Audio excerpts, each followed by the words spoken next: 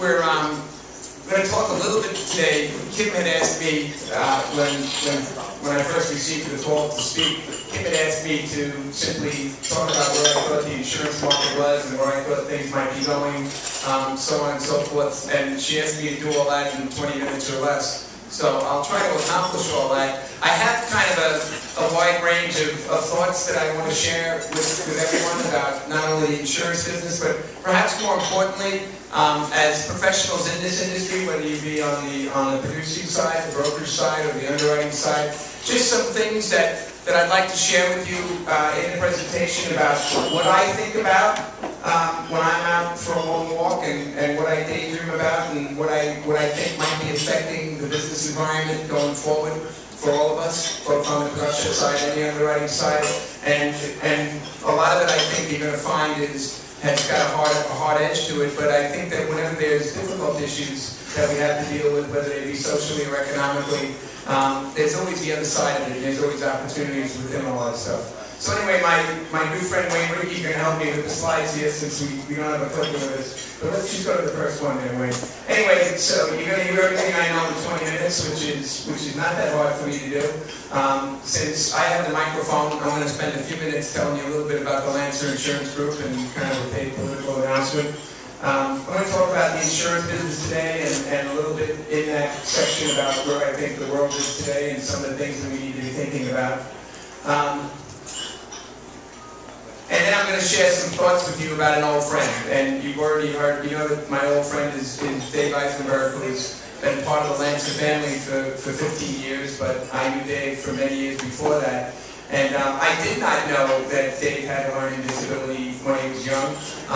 If I had known that, I would have recommended what all of the parents out in the Rockaways did, which was simply send your kid to Catholic school. If Dave's parents had left him off with the nuns for a couple of years, all of his problems would have gone away very quickly. Anyway, so here's a few words about Lancer. We're a specialty underwriting group. We focus primarily in the commercial automobile business. The one exception to that is Bob Boyle, who very capably runs the North Sea Insurance Company for us, which has a greater focus on property and package and things of that nature. But across the country, we're known primarily. It's going automatically. Oh, it's just losing its mind on it.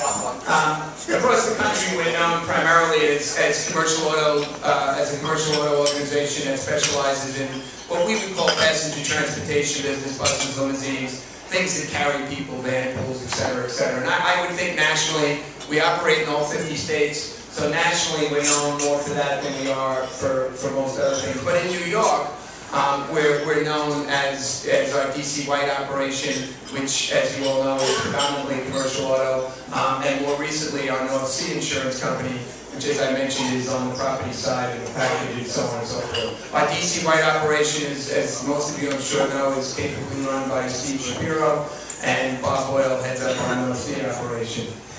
We've got $602 million of consolidated group assets. We've got $210 million of consolidated book value. And our gross written premium, if you will, our direct written premium in statutory accounting terms, last year was $157 million. We have 372 employees. About 225 of them, I guess, are in New York, and the rest of them are spread around the country in claims offices and underwriting offices, et cetera, et cetera. We have an A- rating from AM Best. They recently talked to us about pushing that up to a full A, but we decided to manage our capital instead, and we settled with them on accepting a positive outlook on that, which is obviously a good thing for us.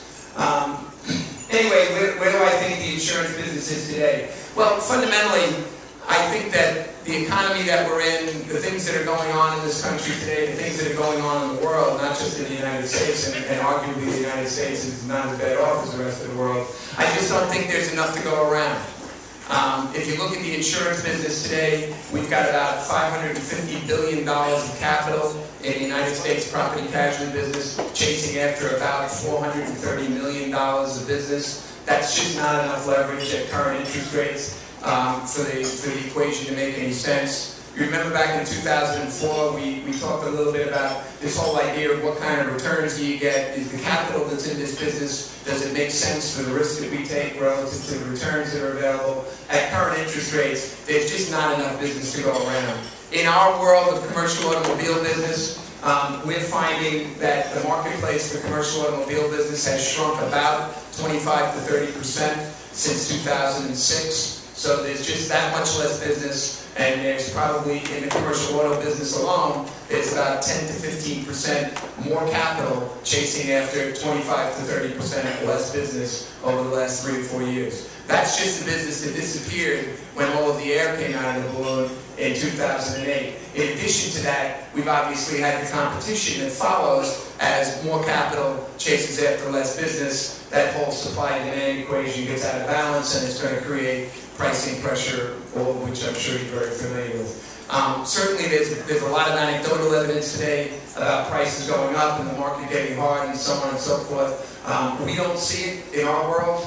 Some of you may see it in the worlds that you live in, but in the world of the commercial automobile business and in the small property business and package business that we do in North City, we're not seeing anything meaningful going on. So I think that what we're looking at is for at least another 3 years, and I actually believe it's going to be longer than that. I just put up at least 3 years to not to cause a panic, but I think that we're probably looking at more than 3 years to flush out of this industry the amount of capital that we need to flush out to have any kind of a meaningful turn.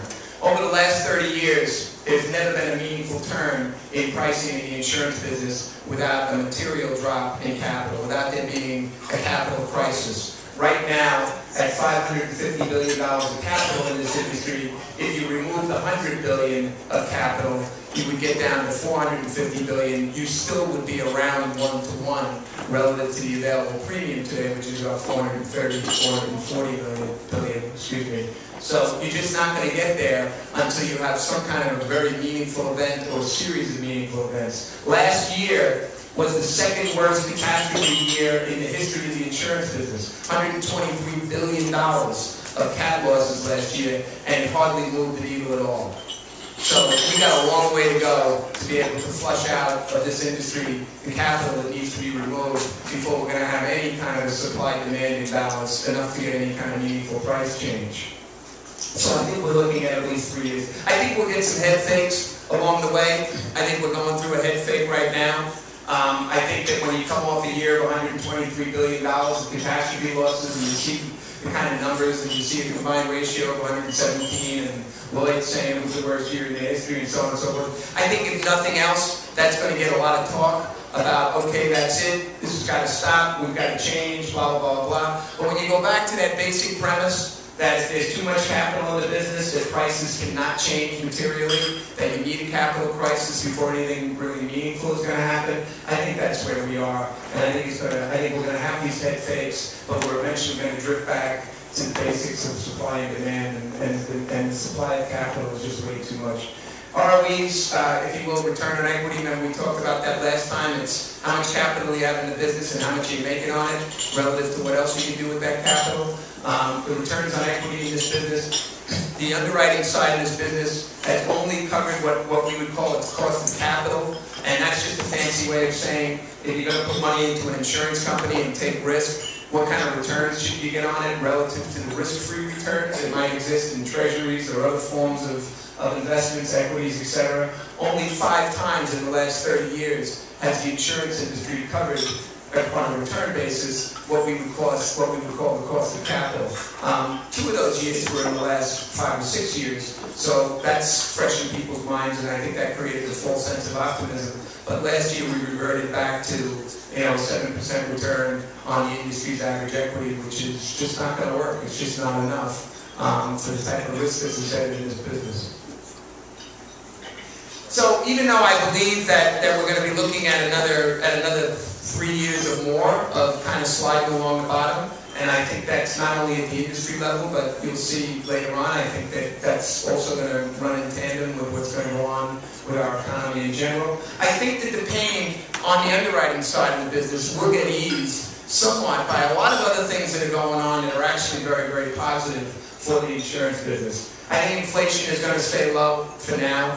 I firmly believe that at some point the only way our government is going to be able to get out of $20 trillion of debt is to let inflation get into the system so that we can get our debt to GDP changing a little bit. The only way to really do that is to let things inflate. So I think that's going to happen at some point. But for the foreseeable future, I'm fairly confident that low inflation will be on our side.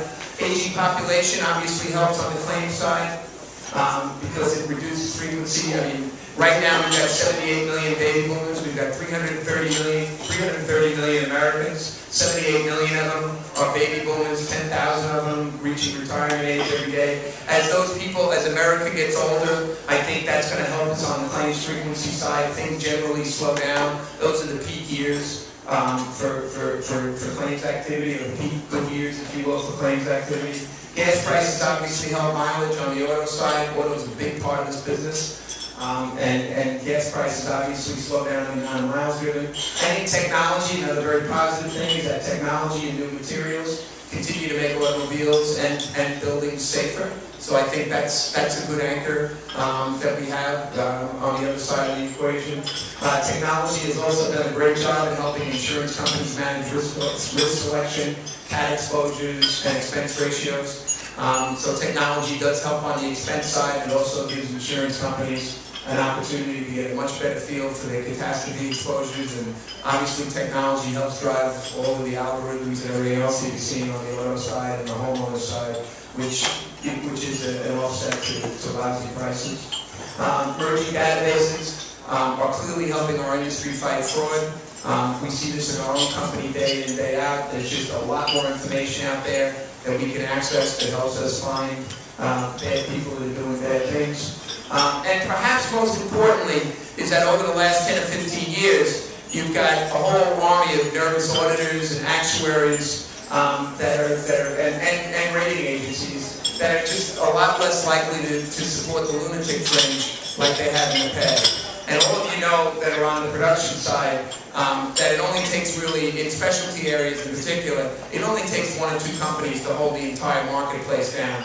And over the last 30 years, especially for some of you old-timers that have been around as long as I have, you know that you've seen where 1 or 2 companies can for 5 or 10 years hold down an entire market segment if they get the right cooperation from rating agencies and actuaries and auditors. Those days are somewhat over. That string is a lot shorter now, and I think that'll be one of the things that will help ease the pain.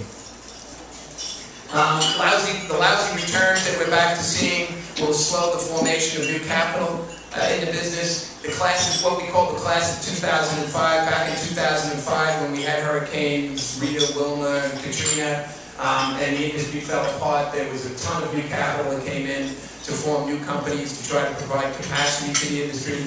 That class of 2005 didn't work out so well. Most of the private equity guys that put up that money have not gotten their money back out yet, and they're not happy with what they look like they're going to get that money out with. So I think that the lousy ROEs that we're looking at today, the lousy returns that insurance companies are back to earning, is going to slow down tremendously the amount of new capital that's willing to come into this business. And I think that's actually a good thing, because we obviously have too much capital already in the business. M&A activity will increase as companies accept new valuations. Whenever there's an oversupply of capital and an undersupply of revenue, you're going to find companies consolidating, and I think you're going to find that will start to happen more aggressively on the underwriting side of the business as you see companies get more attuned with what the valuations are today. You know, an interesting thing about insurance company valuations, I think in March of 2000 was the first time in the last 30 years that the property casualty index of publicly traded companies traded below book value. And for those of you, again, I don't want to insult anyone, but book value basically is the difference between your assets and your liabilities. It's effectively what you're worth, right? It's your rec-up value, if you will. So back in the March of 2000 was the first time in 30 years that the property casualty index got below book value, which meant theoretically you could buy the entire insurance industry of publicly traded companies for less than what it would cost to liquidate them, right?